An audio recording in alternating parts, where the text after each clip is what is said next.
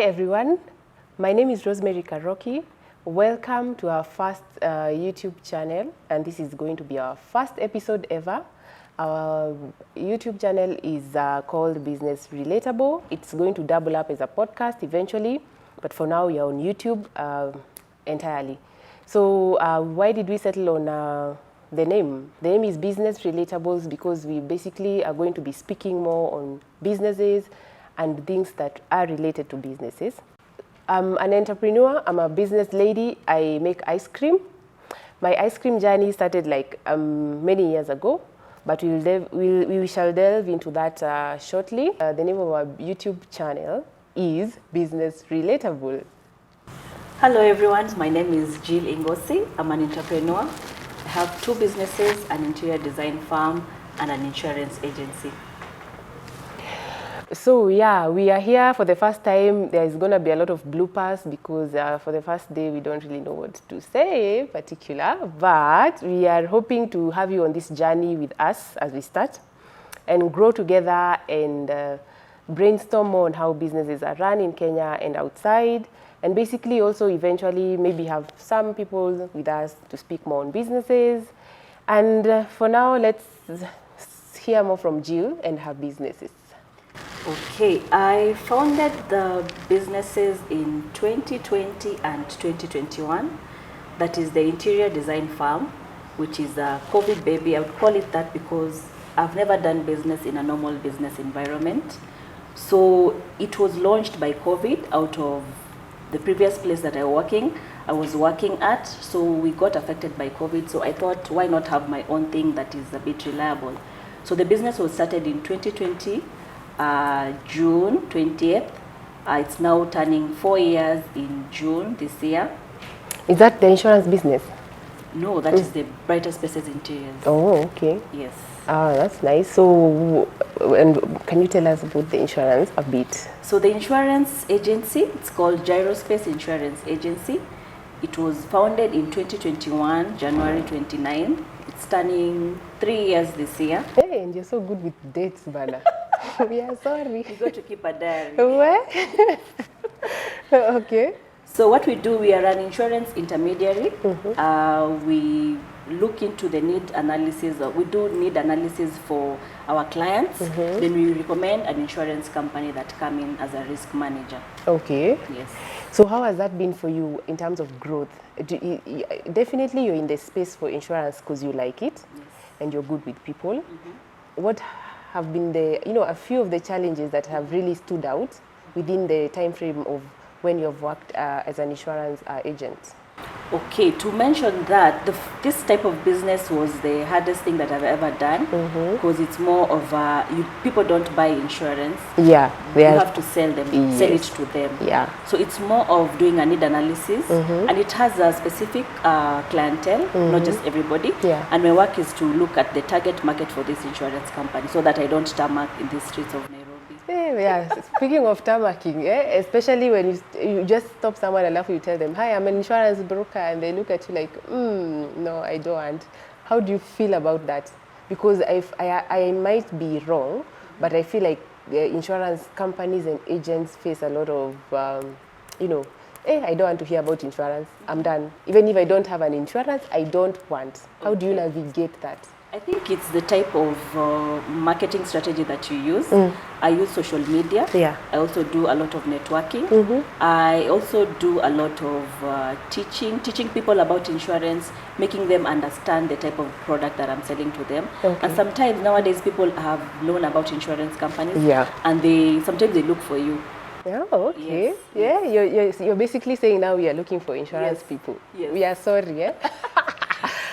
Okay, so that's good to hear. And so how did you come into insurance and interior design? I mean, those are two opposite businesses. How is that even a possibility? First of all, they're not really different because I'm selling service. Okay.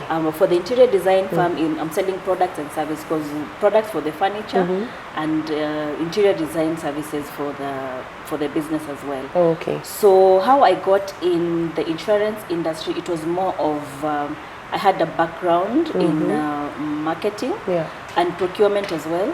So I got an interest. I went to the College of Insurance and just got to learn about insurance, how insurance works. Okay. Because I was working in motor insurance repairer. Yeah. So that is what catapulted the idea of, I saw an opportunity of people not understanding about business. Yeah. So I was really passionate about the motor industry. And I saw an opportunity there where I could make money out of it by recommending people to other insurance companies that pay, because you all know the story. We don't want to mention names, but Yes. that is how we come in to Okay. help you get the best insurer in Kenya. Okay, that's really nice. Okay, and as for me, I don't know. I feel like there's still a lot of untapped opportunities, especially in the insurance space. Yes. Because there's a lot of assumptions when it comes to insurance. Even just basic insurance, your children, giving your children insurance. Hey, you feel like, hey, me, I don't want. Because also sometimes they have insured, and then the insurance company doesn't pay the claims on time, or they really deduct a lot of money from it. So there's a lot of education needed around that space. I don't know how you go about that, Ama. It's not a place you have gotten to yet. First of all, when somebody recommends something to you, make sure you do your due diligence. Make sure you understand what these people are selling to you. Yeah. Are they licensed insurance agents? And what type of insurance companies are they recommending? Is the insurance company stable or not? And what type of insurance are they selling to you according to your need? Because I can't come to you and just tell you, buy this insurance policy for your child, or maybe buy this for your grandmother. And I mean, they're not of the desired age. Not the desired. There's a specific limit where you need to get this product. Okay. So just do your own research. There's internet nowadays. Yeah, true. You can just do your own research and find the best service provider. Okay, so this is actually what our channel is going to be about, just brainstorming more on which space a particular person is in and just delving more into it, and also coming up with, knowledge and educating people on, it doesn't have to be really bad. The insurance space is actually a space that you want to be in, because first of all, you do not know. There's many things you cannot assume, especially about the future. Be it education, be it fires, be it accidents, things happen. Now, when you're ready, or even if it finds you, you're in a better position. So that's enough about me. Tell me about ice cream, and why not yogurt, just ice cream? So the ice cream journey started a long time ago. So one day, let me tell you what happened. One day we were eating ice cream with my family, and then I realized one of my family members actually gets affected by ice cream. How did I know that? We'd eat, and then she'd get a rash, and then she'd have stomach issues, so constipation, bloating, etc. So I noticed the first day, then I assumed it's probably something else. Of course, Yeziko ice cream. I mean, who gets affected by ice cream? No one.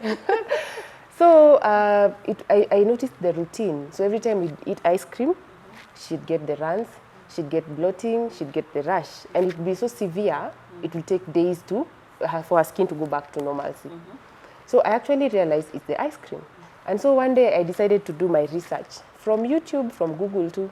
So I checked on YouTube, I saw a recipe, I incorporated a few ideas here and there, and I made my first ice cream tub 2019. And then it wasn't actually for sale, it was for my farm. So I was making it for family. It was for only us. It was too fake. But one day I posted it as a WhatsApp status. And then I was like, lactose-free ice cream. And then someone from my contact inboxed me and asked me, do you sell the ice cream? I was like, wait a minute.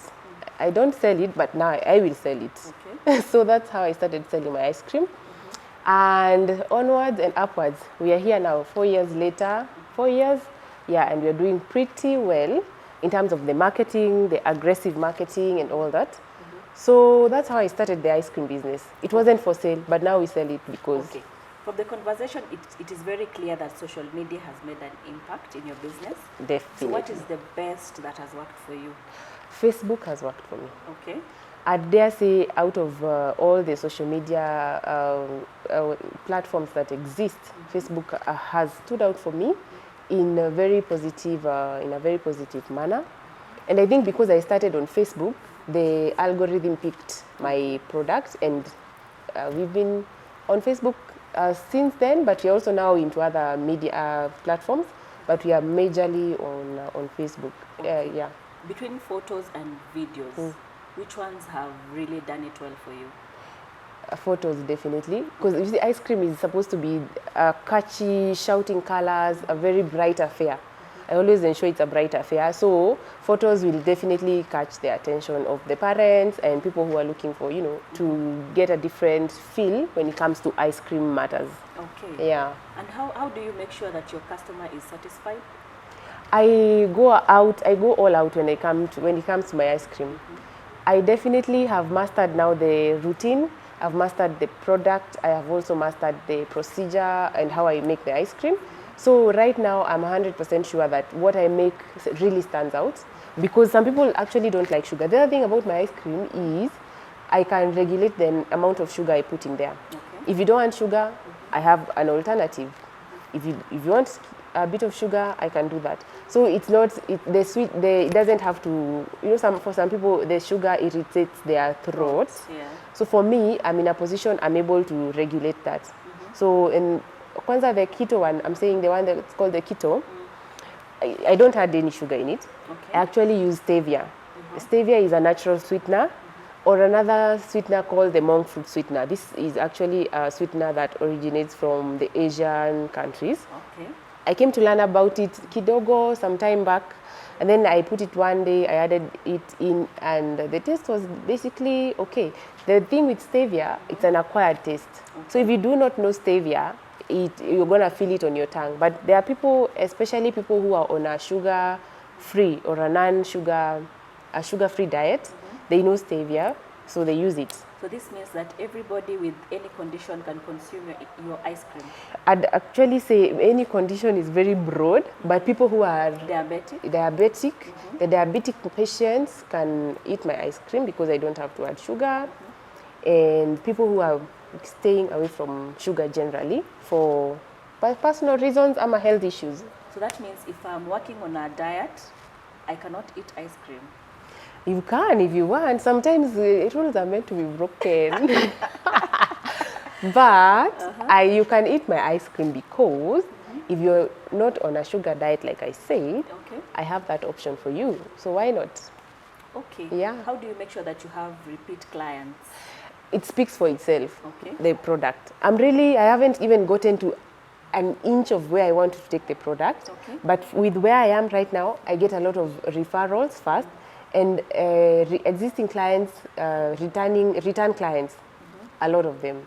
Okay. Because I have really perfected the product, Bana. Hey, Okay. yeah. Congratulations. Thank you. Founders Relatable will be a YouTube channel where we'll be talking to founders and different people in the business industry. We talk about their struggles, their success, and what they had to learn and unlearn. Yeah, that's basically what the channel entails entirely. But of course, as you do something, you learn more, you incorporate other things, etc., etc. But also, the other thing I would probably want to, let you guys know is why Jill and I decided to co-host or, start the channel together. So basically, in one of our meetups, we decided, you know what, why not? Yeah. Yes, because we were having similar problems, having done different businesses in the industry. These are two unique businesses. Speaking about the interior design and the ice cream, we needed mentorship, we needed guidance, we needed direction about our businesses. For the businesses to grow every year, we needed some type of direction. And just from our conversation, we were like, this conversation is really interesting. Yeah. I think we can do something about it. And Yeah. that's how the channel is born. Yeah, I remember it was actually a very random thought. One of those thoughts that you actually never really thought about until that particular moment. And then it's actually an extension of our friendship because I've known Jill for a long time. So we're like, you know what? We have similar energies, similar jokes, and and we knew that this is something that can grow into something major. And we are looking forward to walking that journey together, growing together, bringing people on board, together, having those conversations that are rarely heard of, especially, the struggles. The success is there. You see the success, but you don't really know what someone had to put into and how many times they actually had to, do it over and over again and do different things for that matter to get to where they are. Yeah. For example, the first year was, as an entrepreneur, it's a very lonely journey. Yeah. And you need people with a similar mind who understand the journey, how the journey is. So she posed as a very good person. In fact, the first time I just heard her voice and I was like, who's this person I need to be friends with? Yeah, and we're here now. Yeah, I know. And Jill is laughing for an entirely different reason right now. Yes. But I'm the funny one. Yeah, so we are here and we hope to go and walk the journey with you guys and grow and be and flourish and be happy together. Yeah.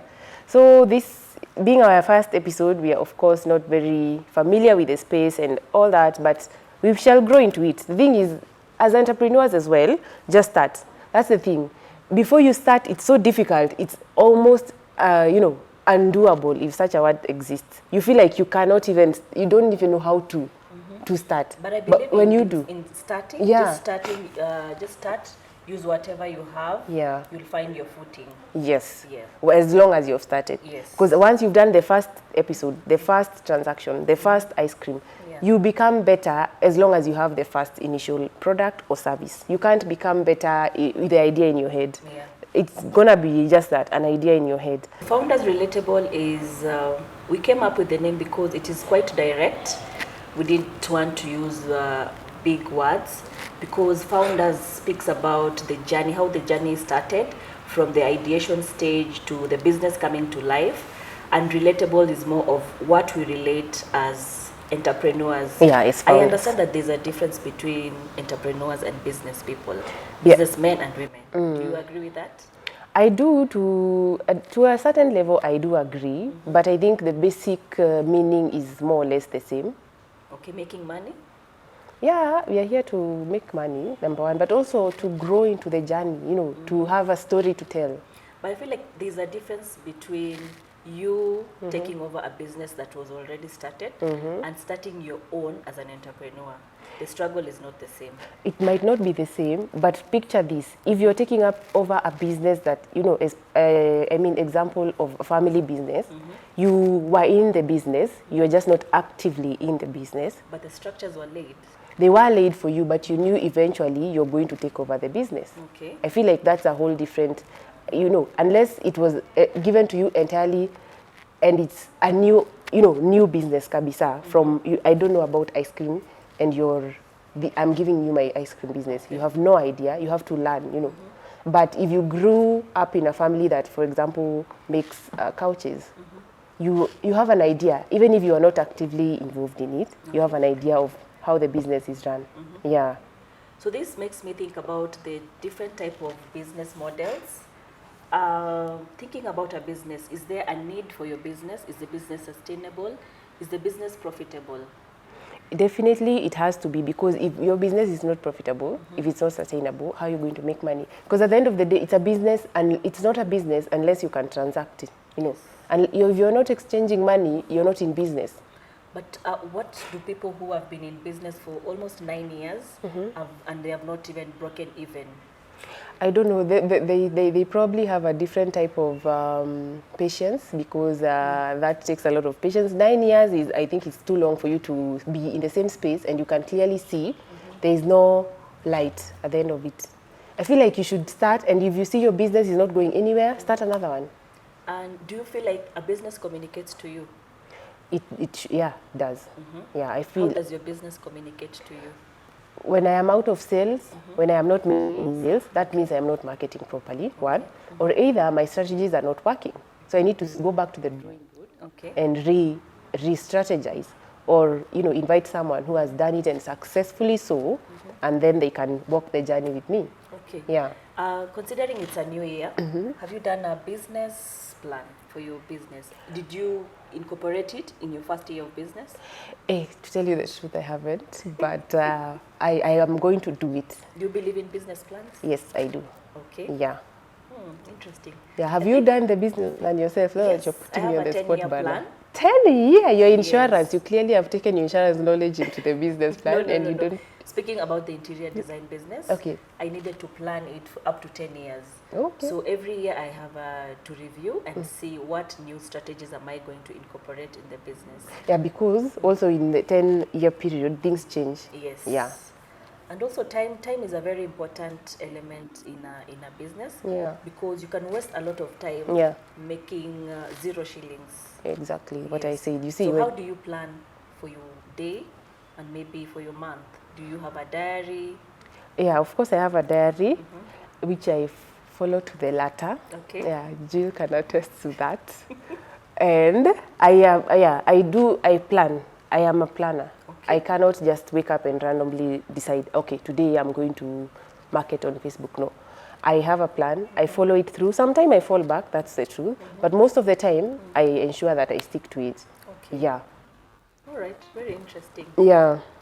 And I think in business you need to be a very good planner because you can waste a lot of time. And that is a subject that we might feature in our channel. Yeah. So stay tuned for more information. Yeah. And please follow us on our social media spaces. Yes. At Founders Relatables. Yes. Tell your friends to tell your friends. To tell your friends that we are new here. Yes. And we would like for you guys to support our channel, engage us more, and also just give insights on what to do better, what not to do. And let's just be one big happy family. Yes. Yeah.